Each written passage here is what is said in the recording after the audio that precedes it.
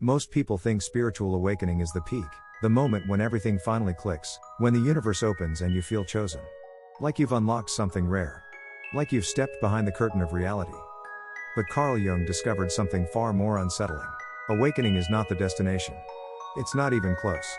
What comes after, what the ancient Greeks called Sophia, is so quiet, so invisible, that most people walk right past it. No fireworks. No visions. No spiritual high. No cosmic validation. Just stillness, and that stillness terrifies people. Because it means the search is over. In the next few minutes, I'm going to show you 7 signs that you may have already entered this stage without realizing it. And the 5th one is the one that changes everything. Before we begin, you need to understand what Sophia really is. The word comes from ancient Greek. It means wisdom. Not knowledge, wisdom. Knowledge collects. Wisdom releases. Jung spent decades mapping the human psyche. The shadow. The anima. The self. Individuation. But near the end of his life, his tone changed. It became quieter. Less dramatic. He began describing a stage that very few reach. He didn't market it. He didn't romanticize it. He simply called it psychological maturity. It's the moment when you stop performing your healing.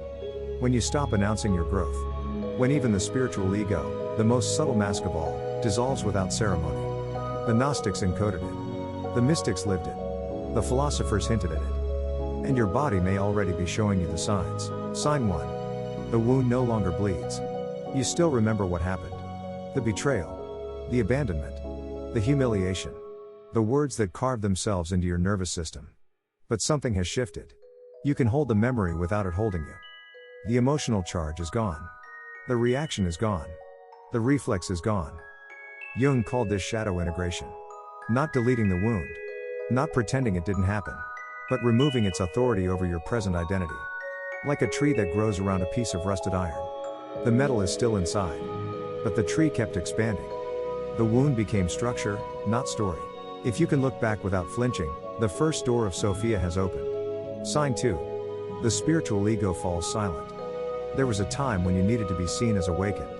You collected identities, empath, old soul, light worker, intuitive, like sacred badges. Not because you were fake.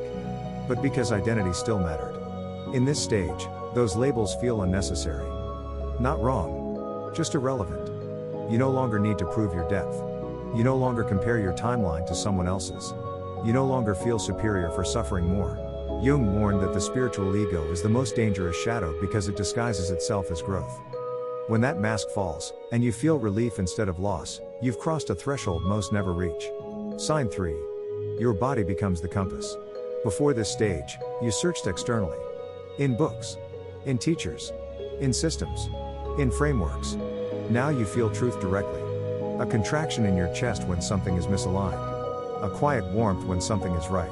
A grounded stillness in your abdomen that says this is real. Modern neuroscience calls it interoception. The ability to read your internal signals. But the mystics understood this centuries ago. Your nervous system was always the instrument. You were just too loud to hear it. Now the signal is clear. Sign 4. Solitude becomes fullness. Silence used to feel threatening. An empty room used to feel like a confrontation. Now it feels like space. Not emptiness. Space. Space where nothing needs to be fixed. No persona needs to be performed. No conversation needs to be managed. Jung described this as existential self-sufficiency. Not isolation. Not withdrawal. Completeness. If you've started choosing silence not as escape but as nourishment, something profound has shifted. You don't need the noise anymore. Sign 5. And this is the one I told you about. The will transforms. Before this stage, every action came from lack. What am I missing? What do I still need to become? What part of me is incomplete? Goals were attempts to fill something. Now you still act. You still create. You still move. But the engine is different. You're not running from absence. You're expressing from presence. Jung described this as the shift from unconscious compensation to conscious participation. There is no force. No gripping. No chasing. Action flows like water moving downhill, effortless, precise, inevitable. And here is what changes everything. The moment you stop forcing your purpose. Your purpose begins to find you. Most people spend their entire lives pushing reality. In this stage, you finally allow it to move through you. Sign 6. Time loses its authority. You used to live under the tyranny of when. When will I heal? When will I find love? When will my life begin? When will I become who I'm meant to be? Now that pressure dissolves. You can remember the past without being pulled backward. You can imagine the future without needing it to arrive. You exist in what mystics call the eternal present, not as a practice, but as a default setting. You were never behind. You were never late. You were always here. Sign 7. Compassion without the Savior.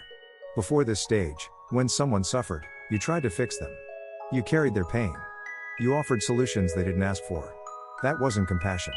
That was ego disguised as rescue. Now you understand something harder. Every soul has its own timing. You stop interfering with people's darkness. You stop trying to accelerate their lessons. You hold space. And something extraordinary happens. Your presence begins to regulate others. People calm down around you. Not because of what you say, but because of what you've become. And here is something almost no one talks about. When you enter this stage, life does not become louder. It becomes simpler. And simplicity can feel disorienting. Drama used to give you identity. Struggle used to give you momentum. Even pain gave you depth. Now there are fewer emotional spikes. Fewer internal storms. Fewer urgent reactions. The mind, addicted to intensity, may whisper that something is wrong. But nothing is wrong. Your nervous system is no longer in survival mode. Your psyche is no longer fragmenting itself to understand itself. The constant internal narration begins to soften. You stop interpreting every event as a lesson. You stop asking what this means for your evolution. You stop turning your life into a spiritual project. And instead, you live it. From the outside, nothing looks extraordinary. You go to work. You answer messages. You sit in silence. You drink your coffee. But internally, there is no hunger to become someone else. No obsession with transcendence. No rush toward enlightenment. There is a quiet dignity in being exactly where you are. And the most unsettling part? You no longer feel special. You feel human. Fully human. That is the final shedding of the spiritual costume. And there is one more thing. In this stage, fear changes texture. It doesn't disappear. But it loses narrative power. When anxiety appears, you don't build a story around it. When sadness moves through you, you don't identify with it. Emotions become weather, not identity. And when identity stops defending itself, something ancient stabilizes inside you. Not ecstasy. Not bliss. Stability, a grounded awareness that does not need confirmation. This is not awakening. This is integration. If you recognized yourself in these signs, understand something. You didn't win anything. Nothing about you became extraordinary. You simply stopped fighting. You stopped fighting your wounds. Your ego. Your body. Your solitude. Your will. Your time. Your need to save others. And in that surrender, something ancient surfaced. The Greeks called it Sophia. Jung called it individuation. The mystics called it returning home. But you don't need to call it anything. You just need to recognize it. Because it was never absent. It was here before you pressed play. If this resonated deeply, comment the number of the sign that hit you the hardest. I read every single one. And if you're ready to go deeper, beyond awakening, beyond identity, beyond the spiritual performance, subscribe. This space exists for those who are no longer searching for fireworks, but for truth. Sophia was never lost. You just forgot to listen.